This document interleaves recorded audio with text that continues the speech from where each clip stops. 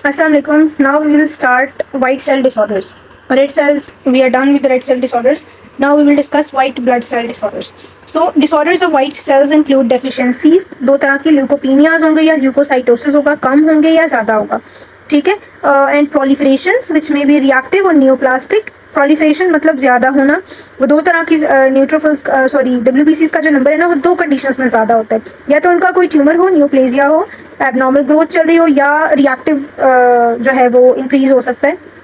Reactive होता है इन reaction to some infection और एनी अदर थिंग, जो नॉर्मल होता है लेकिन किसी पैथोलॉजी के नतीजे में होता है, ठीक है. Reactive proliferation in response to a primary often microbial disease is common, ये तो होता है. Neoplastic disorders that are less common and are more ominous, they cause approximately 9% of all cancer deaths in adults. ये उसकी importance उन्होंने बताई है कि ये इतनी डेथ्स कॉज करते हैं और इतना इनकी प्रेवलेंस है, ठीक है. अब हमें दो तरह से हम लोग इसको पढ़ेंगे WBCs के डिसऑर्डर्स को. इसकी क्लासिफिकेशन ना बहुत कॉम्प्लेक्स करके यहाँ पे लिखी हुई है. I will try to summarise and make it easy for you as much as possible. So आपने लेक्चर्स को ना गौर से सुनना है and try to note this classification somewhere, because ये क्लासिफिकेशन यहाँ पे बहुत लंबी करके लिखी है और आपसे जो है वो नहीं होगी, इकट्ठी करना मुश्किल हो जाएगा. सो मैं इसकी जो क्लासिफिकेशन है ना वो आपको वर्बली बता रही हूँ और मैं इधर आपको ड्रॉ भी करके बता देती हूँ, ठीक है. सो WBCs डिसऑर्डर्स को हमने क्लासिफाई किया है दो मेन क्लासेस के अंदर. नॉन नियोप्लास्टिक प्रोलिफरेशंस है, और ये भी हम इनका जो नंबर है वो ज़्यादा हो रहा है, यानी हाइपर प्रोलिफरेशन है, उन डिजीज़ की बात करें. So they are non neoplastic and neoplastic, ठीक है. अभी हमने डिस्कस करना है नॉन नियोप्लास्टिक को. नियोप्लास्टिक को मैं आपको बाद में कराती हूँ, ठीक है. नॉन नियोप्लास्टिक के अंदर चलो इधर आ जाते हैं. नॉन नियोप्लास्टिक, इसके अंदर हमारे पास फर्दर 3 क्लासिफिकेशन है. एक हो सकता है ल्यूकोपीनिया, यानी ये भी एक तरह की नॉन नियोप्लास्टिक के नंबर कम हो गया, ये भी इन्होंने इधर ही डाल दिया. चलो ठीक है, फाइन. ल्यूकोपीनियाज हैं. सेकंड है रिएक्टिव ल्यूकोसाइटोसिस, ये नॉन नियोप्लास्टिक है तीनों. और थर्ड है रिएक्टिव लिम्फेडिनाइटिस, लिम्फेडिनाइटिस,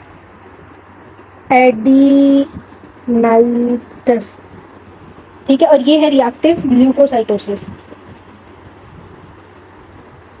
इस तरह से. सो ये 3 नॉन नियोप्लास्टिक की क्लासिफिकेशंस हैं. One is leukopenia, reactive leukocytosis and reactive lymphadenitis. जो ल्यूकोपीनियाज है ना, उसके अंदर आपके पास हमने जो डिस्कस करना है ना, वैसे ल्यूकोपीनिया के अंदर न्यूट्रोपीनिया, यूसिनोपीनिया, बेजोपीनिया, सबका पीनिया हो सकता है, बट जो क्लिनिकली मोस्ट पेशेंट्स आते हैं ना वो न्यूट्रोपीनिया के साथ आते हैं. हमने न्यूट्रोपीनिया ही पढ़ना है, बुक में भी न्यूट्रोपीनिया ही लिखा हुआ है. दूसरा है रिएक्टिव ल्यूकोसाइटोसिस. रिएक्टिव ल्यूकोसाइटोसिस में फर्दर 2 हैं, एक इन्फेक्शियस है और एक यानी कि हमने इसको 2 पार्ट्स में फर्दर डिवाइड किया है. इसको मैं अलग से बता देती हूँ. रिएक्टिव ल्यूकोसाइटोसिस को हम डिस्कस कर रहे हैं, ठीक है. इसमें 2 हैं, ठीक है. एक है इन्फेक्शियस मोनोन्यूक्लियोसिस की वजह से, यानी ये बिल्कुल ही एक अलग डिजीज़ है इसकी वजह से, और एक है बाकी सारी डिजीज़ की वजह से, जिसमें हमारे पास यूसिनोफीलिया, बेजोफीलिया, न्यूट्रोफीलिया, मोनोसाइटोसिस, लिम्फोसाइटोसिस, ये सारे आ जाते हैं, ठीक है. These are reactive leukocytosis. और इन्फेक्शियस मोनोन्यूक्लियोसिस को हम थोड़ा अलग से डिस्कस करते हैं. बुक में ऐसे लिखा है, ये मैं बुक वाली चीज़ें बता रही हूँ जो रॉबिन्स में लिखा है, ठीक है. थर्ड है हमारे, मतलब ये हो गई हमारी रिएक्टिव ल्यूकोसाइटोसिस की सब क्लासिफिकेशन, यानी ये वाला इसकी क्लासिफिकेशन मैंने बता दी. अब रिएक्टिव लिम्फेडिनाइटिस की क्या क्लासिफिकेशन है वो बता देती हूँ. रिएक्टिव लिम्फेडिनाइटिस जो है ना, शॉर्ट फॉर्म में मैंने लिखा है, इसको हमने फर्दर 4 इसकी सब क्लासिफिकेशंस डिफाइन की हुई है. कौन कौन सी? पहली है जी एक्यूट नॉन स्पेसिफिक लिम्फेडिनाइटिस. दूसरा है chronic non specific lymphadenitis, cat scratch disease और हीमोफेगोसिटिक लिम्फोहिस्टियोसाइटोसिस. ये 4 डिजीजेस आती हैं रिएक्टिव लिम्फेडिनाइटिस के अंदर. इनके नाम आपको बस आने चाहिए. इनमें से पूछा एग्जाम में कुछ नहीं जाता. MCQs के अंदर शायद कैट स्क्रैच से रिलेटेड एक आधा MCQ आ जाए, बाकी जो है वो आपके इससे रिलेटेड ना कुछ पेपर में नहीं आता. पेपर में जो पूछा जाता है ना वो ये है, यूसिनोफीलिया, बेजोफीलिया, न्यूट्रोफीलिया, मोनोसाइटोसिस किन किन कंडीशंस के अंदर होता है. न्यूट्रोपीनिया अगर होता है, यहाँ पर जो ल्यूकोपीनिया में हमने न्यूट्रोपीनिया की बात की, ये किन कंडीशंस में होगा, ये आपसे पूछा जा सकता है ऑस्की वाइवा के अंदर भी और MCQs के अंदर भी, ठीक है. अब हम आ जाते हैं बुक की तरफ. ये था सारी नॉन नियोप्लास्टिक प्रोलिफरेशन, ये वाली नॉन नियोप्लास्टिक, ये तीनों मैंने आपको उनकी फर्दर सब क्लासेस भी बता दी. बारी बारी इनको वन बाय वन पढ़ते हैं. So we are starting with non neoplastic disorders of white cells, और सबसे पहले इसमें ल्यूकोपीनिया ही बताया है. ठीक है. So leukopenia results mostly from decrease in granulocytes, the most numerous circulating white cells. अच्छा, व्हाइट सेल्स को हम क्लासिफाई करते हैं as lymphocyte, as a granulocytes and granulocytes. Granulocytes के अंदर आपके न्यूट्रोफिल्स, इयोसिनोफिल्स, बेसोफिल्स आते हैं, और जो ए ग्रेनुलोसाइट्स हैं उसके अंदर लिम्फोसाइट्स एंड मैक्रोफेजेस आते हैं. ठीक. तो ग्रेनुलोसाइट्स आपके सबसे ज्यादा न्यूमरस होते हैं सर्कुलेशन के अंदर. लिम्फोपीनिया इज मच लेस कॉमन, जिसमें लिम्फोसाइट्स कम हो जाते हैं. It is associated with congenital immunodeficiency diseases. वैसे ये एक्वायर्ड डिजीजेस में वेरी लेस कॉमन है. ठीक है. एडवांस HIV इन्फेक्शन में कम हो सकते हैं, और अगर कॉर्टिकोस्टेरॉइड्स कोई पेशेंट ले रहा है उसमें कम हो सकते हैं. तो ये लिम्फोपीनिया की ये कम होने की कॉजेज हो सकते हैं. बाकी जो है वो हम लोग जो कम देखते हैं ना, वो that is mostly the neutropenia, जिसमें न्यूट्रोपीनिया की जब कंसंट्रेशन कम होती है ना, तो उसको हम न्यूट्रोफिल्स की जब कम होती है उसको न्यूट्रोपीनिया कहते हैं. ठीक है. और जब बहुत सीवियर हो जाए तो उसको हम ए ग्रेनुलोसाइटोसिस भी कहते हैं, कि बिल्कुल ही ग्रेनुलोसाइट्स बनना बंद हो गए, क्योंकि ग्रेनुलोसाइट्स में सबसे ज्यादा कंसंट्रेशन ब्लड में न्यूट्रोफिल्स की ही होती है. Neutropenic persons are susceptible to severe potentially fatal bacterial and fungal infections. हम लोग रोज इतने इन्फेक्शन से इंटरेक्ट कर रहे होते हैं, बट हमारे न्यूट्रोफिल्स फंक्शनल होते हैं, अल्हम्दुलिल्लाह. You have to be grateful.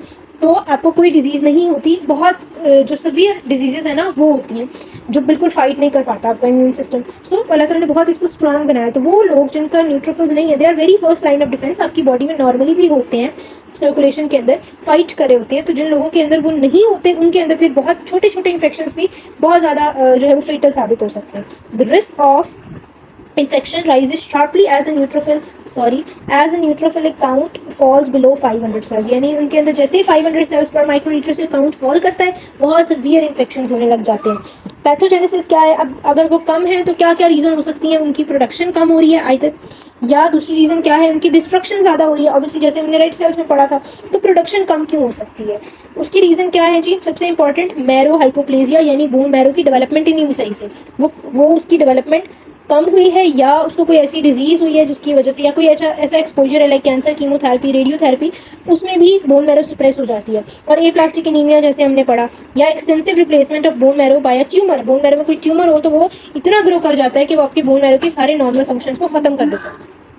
तो उसमें भी हो सकता है ग्रेनुलोसाइट प्रोडक्शन कम हो जाए. Alternatively, neutrophil production may be suppressed while other blood lineages are unaffected. This is most often caused by certain drugs or neoplastic proliferations of cytotoxic T cells, natural killer cells. तो जब ये ज़्यादा होते हैं ना, तो समटाइम्स तब भी न्यूट्रोफिल की प्रोडक्शन सुप्रेस हो जाती है. उसके अलावा डिस्ट्रक्शन कब ज़्यादा होती है? कोई इम्यून मीडिएटेड इंजरी हो सकती है, antibodies are formed against neutrophils, वो कुछ केसेस में बन जाती हैं ड्रग्स की वजह से, ऐसा हो सकता है. या बहुत ज़्यादा बैक्टीरियल, फंगल, या rickettsia is a kind of bacteria, special bacteria होता है, उसके केसेस में समटाइम्स न्यूट्रोफिल्स इतने ज़्यादा यूज़ हो जाते हैं कि वो ब्लड में उनके लेवल्स पर फॉल कर जाते हैं. और स्प्लीनोमेगली कैन ऑल्सो लीड टू स्क्वेस्ट्रेशन, यानी अगर किसी पेशेंट को कोई और डिजीज़ है जिसकी वजह से उसको स्प्लीनोमेगैली हुई भी है, और स्प्लीनोमेगैली, स्प्लीन का फंक्शन ज़्यादा हुआ है, तो स्प्लीन क्या करेगा? न्यूट्रोफिल्स को पकड़ पकड़ के ज़्यादा जो है वो रिमूव करता जाएगा, जिससे उनके ब्लड में जो एक्टिव लेवल्स हैं वो फॉल कर जाएंगे. ये न्यूट्रोपीनिया की कॉजेज हो गई. आपको बोन मैरो में कैसी नजर आएगी? अगर आप न्यूट्रोपेनिक पेशेंट का बोन मैरो बायोप्सी कराएंगे तो marrow hyper compensatory marrow hyper cellularity नजर आ सकती है. लेकिन अगर एप्लास्टिक एनीमिया है तो मैरो हाइपो सेलुलर हुई होगी. ठीक है. जब और मैरो हाइपर सेलुलरिटी सिर्फ उन केसेस में नजर आती है, यानी मैरो के सेल ज़्यादा हुए हों, जब आपके न्यूट्रोफिल्स की डिस्ट्रक्शन ज़्यादा होगी. जैसे आरबीसीज में ये बात हर केस में जो है वो सेम ही रहेगी कि जब डिस्ट्रक्शन ज़्यादा होगी ना, तब बोन मैरो ज़्यादा फंक्शन करेगी कंपेंसेशन के नतीजे में. तो वो न्यूट्रोफिल्स में भी ऐसे ही होगा, तो उस वजह से आपको बोन मैरो हाइपर सेलुलर नज़र आ सकती है. ठीक हो गया बात, ये हमने डिस्कस कर लिया. उसके बाद और क्या फ़ीचर हो सकते हैं?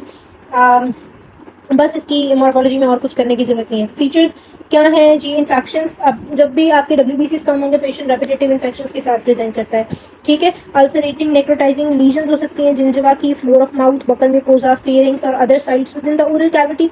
ठीक है. इनको हम ए ग्रेनुलोसिटिक एंजाइना भी कहते हैं. ठीक है. ये टर्म बाइबा में समटाइम्स ऐसी टर्म्स आ जाती हैं, सो इसको आपने याद रखना है. ए ग्रेनुलोसिटिक यानी ग्रेनुलोसाइट्स नहीं है, जिसकी वजह से इन्फेक्शन की वजह से ये सीवियर पेन की वजह से, पेन के साथ पेशेंट प्रेजेंट करता है, इस वजह से हम इसको ए ग्रेनुलोसिटिक एंजाइना कह रहे हैं. ठीक है. Owing to the lack of leukocytes, such lesions often contain large masses or sheets of microorganisms because they are not being phagocytosed by the neutrophils. In addition to local inflammation, इन तरह के patients के अंदर systemic symptoms भी होते हैं, मैलेज, शिम्स और fevers होगा। Because of the nature of sepsis patients को फिर हम ब्रॉड स्पेक्ट्रम एंटीबायोटिक्स देते हैं ताकि वो जो बैक्टीरियाज हैं ऑलरेडी उनका लोड इतना ज़्यादा है तो वो अगर ब्लड में चले जाएंगे वो सेप्सिस कॉज करेंगे और पेशेंट की डेथ भी हो सकती है उससे।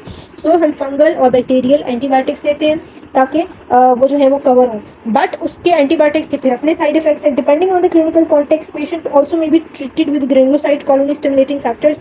कुछ ऐसी ड्रग्स हैं, फार्मा में आपने पढ़ा होगा इसी ब्लॉक के अंदर, ग्रेनुलोसाइट कॉलोनी स्टिमुलेटिंग फैक्टर्स होते हैं, फिल्ग्रास्टिम, पेगफिल्ग्रास्टिम।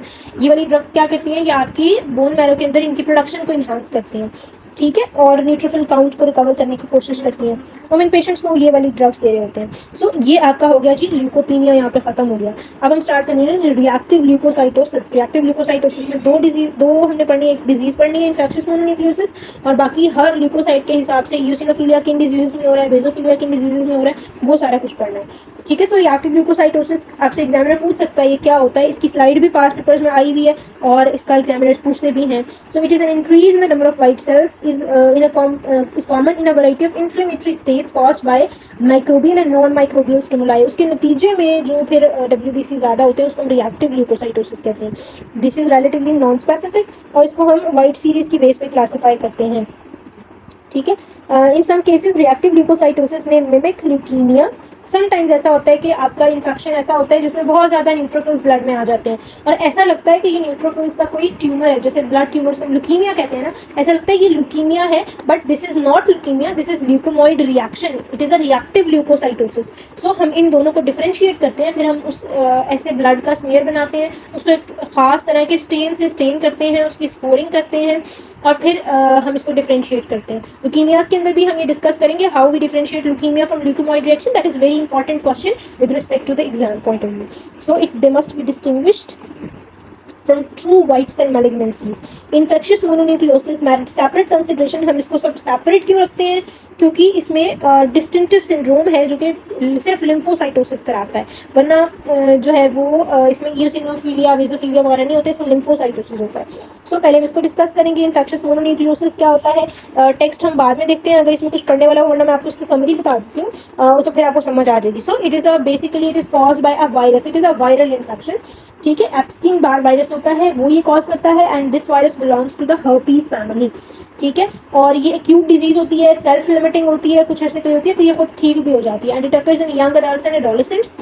पेशेंट कैसे आपके पास आएगा, पेशेंट उन्हीं फीवर उन्हीं सिम्टम्स के साथ आएगा जिस तरह किसी भी इन्फेक्शन में पेशेंट प्रेजेंट करता है, विद फीवर, जनरलाइज लिम्फेडिनोपैथी होगी, यानी उसके लिम्फेडिनोपैथी कहते हैं लिम्फ नोड्स के स्वोलन होने को, ठीक है। काफी बार स्टूडेंट्स इस टर्म को इंटरप्रेट नहीं कर पाते।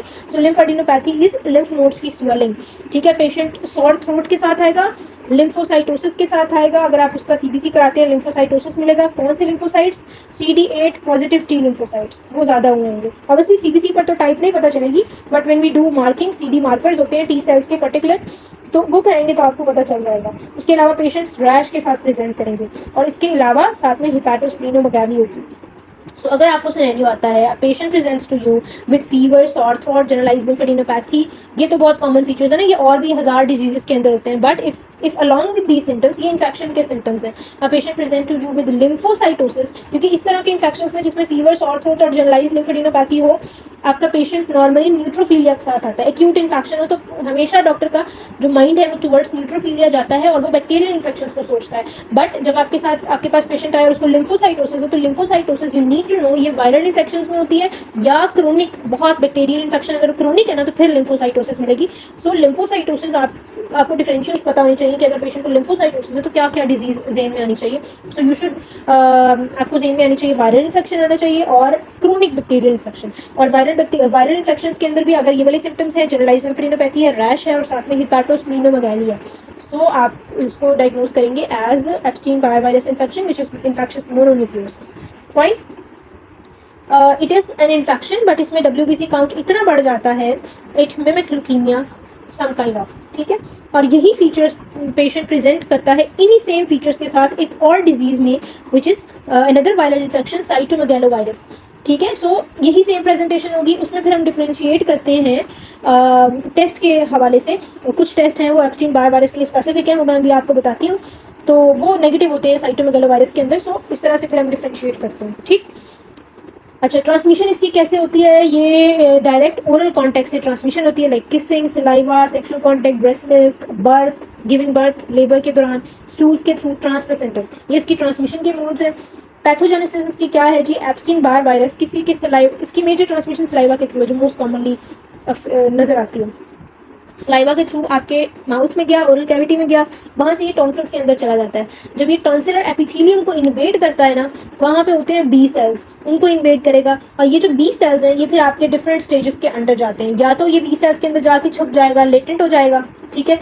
और जो बी सेल्स को जिनको इसने अफेक्ट किया है, वो वाले बी सेल्स जो है वो एंटीबॉडीज प्रोड्यूस करेंगे। दीज एंटीबॉडीज आर हीट्रोफाइल एंटीबॉडीज, यानी ये स्पेसिफिक एंटीबॉडीज नहीं होंगी कि वो सिर्फ एप्स्टीन बार वायरस को किल करेंगे। दीज आर हीट्रोफाइल एंटीबॉडीज, ये किसी भी बहुत सारे मल्टीपल चीज़ों को उनके साथ बाइंड कर सकती हैं, ठीक है। सो ये हीट्रोफाइल एंटीबॉडीज प्रोडक्शन होगी और वो हीट्रोफाइल एंटीबॉडीज आपके ब्लड में रिलीज कर दी जाएंगी। एक तो पॉसिबिलिटी ये है ना कि ये बी सेल्स को इन्फेक्ट करके ये चीज़ कॉज करेगा।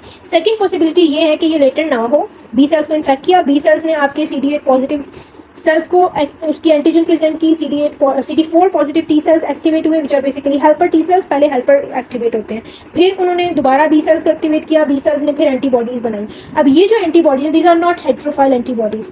ये एंटीबॉडीज जो है ये through helper T cells produce हुई है। दीज एंटीबॉडीज विल बी पहले IgM एंटीबॉडीज होंगी जो वायरस के कैप्सिड के एंटीजन के अगेंस्ट बनेंगी, ठीक है। फिर IgG की तरफ चले जाएंगे। फाइन, एंटीबॉडी की डिटेल्स यहाँ पर बुक में ना लिखी हुई है, but I think you do not need to go into the details, but book में लिखी है, अगर पढ़ना चाहें तो आप पढ़ सकते हैं। तो ये एक पॉसिबिलिटी तो ये है। तो अभी मैंने दो पॉसिबिलिटीज बताई कि या तो ये लेटेंट हो जाएगा या ये CD4 पॉजिटिव टी सेल्स को एक्टिवेट करेगा और एंटीबॉडीज की प्रोडक्शन होगी through activation of B cells in between. Third possibility क्या है कि ये सीधा ब्लड में एंटर हो जाए। जब ब्लड में एंटर होगा तो ब्लड में मैक्रोफेजेस हैं, वहाँ से एंटीजन प्रेजेंटेशन होगी, वहाँ से ये लिम्फ नोड्स में चला जाएगा। लिम्फ नोड्स में ये हेल्पर टी सेल्स को इन्वॉल्व किए बगैर direct CD8 positive T cells को एक्टिवेट अगर कर देगा तो CD8 पॉजिटिव सेल्स का ब्लड में लेवल जो है वो बहुत ज़्यादा बढ़ जाएगा, लिम्फ नोड्स के अंदर बढ़ जाएगा, that is causing the lymphadenopathy, ठीक है। सो यहाँ पर ये लिम्फेडिनोपैथी कॉज करता है और इसके नतीजे में रिएक्टिव एटिपिकल लिम्फोसाइट्स आपको ब्लड के अंदर नजर आएंगे। सो ये इसकी बेसिकली पैथोजेनेसिस है जो मैंने कंसेप्चुअली आपको कन्वर्ट कर दिया। तीन तरह के इसकी पॉसिबिलिटीज हो सकती है, लेटेंट हो जाए या ये हेल्पर टी सेल्स के थ्रू एंटीबॉडीज की प्रोडक्शन कराए या ये direct CD8 positive T cells को एक्टिवेट करे। इसको फ्लो चार्ट की फॉर्म में आप लोग कहीं पर लिख लें, ठीक है।